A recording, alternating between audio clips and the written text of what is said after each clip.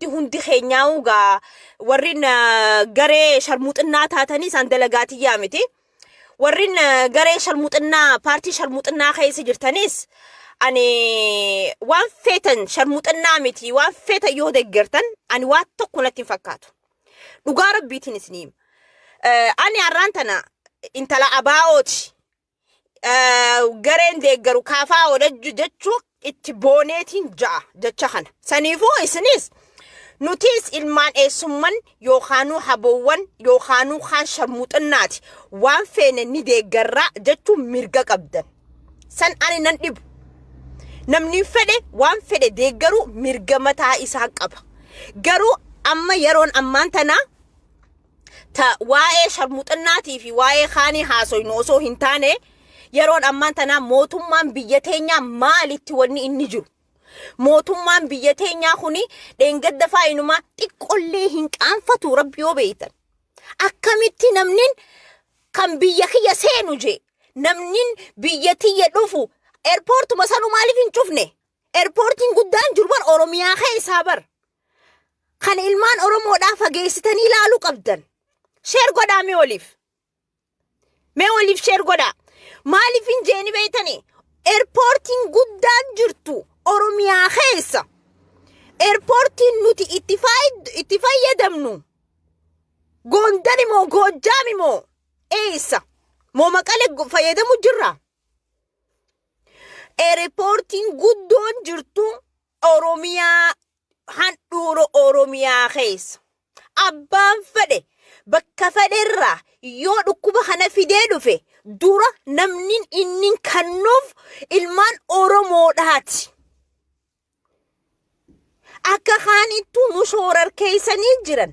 Akka kaanittuu nu tortorsanii jiran. Akka kaanittuu fincaanii fudaan biyya isaanii san fidanii nurra naqu jiran. Oromiyaa shoorarkeessu jiran. Oromiyaa tortorsu jiran. Akka kaanittuu kanaan nu jiran isaan. Kuni isaan dadhabnaani yookaanu boolee airportii haja'amu san haga dubbiin tunurraa qabbanoytuu Maqalee yookaanu Gondarii fi Bahardaarii fi Goojjaami nurraa haa galfatan.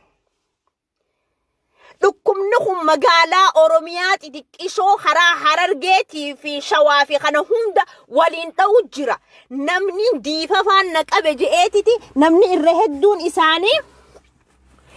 hedduun isaanii diifafa maarre ja'aniiti cal ja'anii ta'aa mana keessa jiran malee namni dhukkubaan kan qabamin hin jiru. Mee yeroon ammaan tanaa khasilaa innin afaanii baafatee Oromoo ilmaan Itoophiyaa kan taatan if eeggannoo godha mana keessa taa harka keessan dhiqadha bakka namni hedduun jiru waliin qabamina walgahii fi kanaas dhaabu qabna. Maaliif walgahii fi waa hundinuu kan deemu erga nuti jiraanne booda yoo ati jiraatte yaa abiyyot yoo ati jiraatte walgahiin sharmuuxinnaa ati yaamtutun hundi jirti. Yoo namni sharmuuxinnaa walgahii ta'e hin dhufne taatellee ati deebitee nama kana hiisaa jirtu. Magaalaa hunda keessa hiisisaa jirti. Warri Wallaggaadhaa dhukkubaan qabamuuf deema. Maaliif Wallagga wanna kana dhageewutti hin jirtu? Ka Wallaggaa fi magaalaa Oromiyaa hedduu warra intarneeta irraa mure hunda akka deebisu kadhachuu qabna. Yeroon ammaan tanaa lola qofaan hin taatu. Maaliif inni yeroo akkuma dheengadda Lammaan Magarsaadhaa jeetti sullama gizee ol bahan jee laallachaa ol bahan jee laal dubbii tana Oromoo jala laalaa dhaggeeffadhaamee wayiin isniima. Sullama laallachaa ol bahan jee gizee gaddeebitu sullama laallachaa gaddeebiyuu qabda. So innin bakka laallachaa gaddeebi'u san bira hin jiru. Bakki innin jiru laallachaatuma ol bahe saniifuu laallachaa bakka gabbuu san hin jiru jechuu. Oromoo yeroo ammaan tana ani gama kiyyaan wayin isiniim politikaa hin barbaadu ammaan tana haalaan itti warra kiyya Oromooti ya haala khamiinin afaan isaan beekaniin itti hima.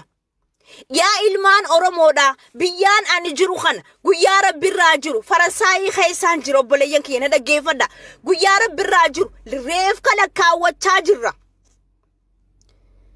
tokkoffaa reef kala kaawwachaa jirra lammaffaadha Itaaliyaa biyya jaamtu tanarraa fagoo hin jirre dheena kana nama 800 fi way dheengaddaa taan nama 700 fi way khalee nama 500 fi way irraa dhume qabrii dhabaniititi nama kana gubu jiran qabriin guutamte mee dhaggeeffadhaa wayin isinii hima mee waa'ee dhukkuba kanaatti hogguu deebinu abbaan fadhi arraan tana naa wajjin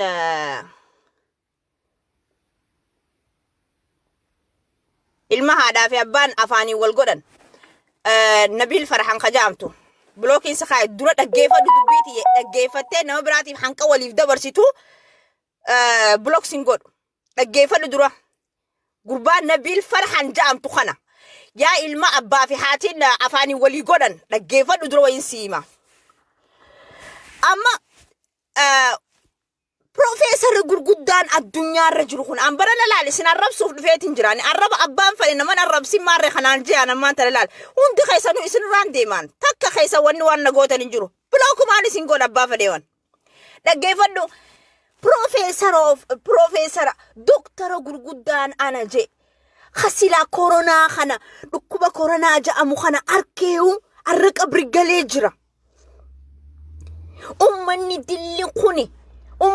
dilli kun hundinuu dhukkuba kanatti dawaa dhabanii jiran dhukkuba kanaaf dawaa dhabanii jiran hagam takka nuti hagam takka itti qoosu jirra dhukkuba kanatti dhukkubni kun nama hedduu galaafachu jira dhukkubni kun nama hedduu fixu jira hay Itoophiyaan inumaatutu biitii Itoophiyaa jaamtu san inumaatutu abo Professor qofa qabdanii boysi warri Itoophiyaa dha inumaatu Professor faranjii barsiisuu jira Itoophiyaa wanni barsiisanii libaana taan barsiisanii wallahi wayin isiniim yeroo ammaan tana wanni tokko wanni nu baasu isiniimu bakka barcaadha warrin barcaa jannee dardaraa fi dubrin akkasitti wali qabamne jimaa qamaanu jimaa qamoo yoo barbaadde hulaa silaa mana ol seentee hulaa cufattee barcaa qamoo deemtu san hulaa alaa san banadhu hulaa san dura taa'ii qame adda fagaadhu tokko wanni ati si baasuun si hima maaliif dhukkubni kun seenee jira dhibbarraa dhibbatti waan seenee jiruuf jecha kana namni tokkolleen hin qabamnu jechuu hin dandeessu kuni vaayirasii just akka waaniin amma arraan tana dubbachuu barbaade yaa abiyot yaa mootummaa Itoophiyaadha ati kanani irraanfattee immoo namni keenya hogguu garaa yaasellee ambeebaa fi dhukkuba adda addaatiin namni keenya qabameetillee hogguu deemanii hospitaala dhaqanii nama gaafatan nama bar garaa yaasu nama dhukkubsatu namni keenya rahmata hanqanta ka khawali qabnuuf jechaaf ilammaan haga hospitaalaa dheyne dhukkuba wali dabaru osoo beenu wannama wal gaafa tokko nuti haddii kana nuti jaalala wali qabna namni keenya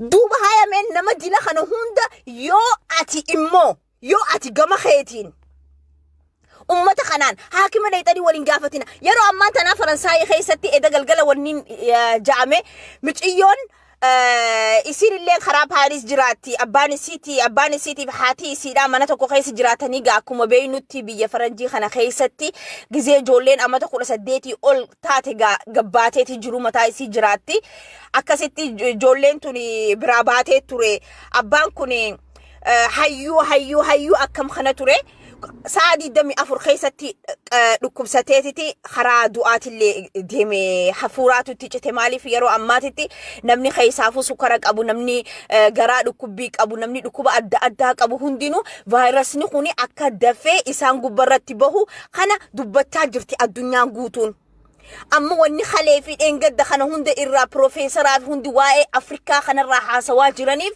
Afrikaa tana yoo itti dhaqe ummannin Afrikaadhaa hundi isaaniitu maal jaaniin ka jechuu isaan akka nama wanti tokko nama walitti dhiyaatu fakkeenyaaf mooraa takka keessa nama kudhaniin jiraatan faamilii kudhanii jiraata mooraa takka keessa faamilii hanqanaa jira saniifuu faamiliin dilli kun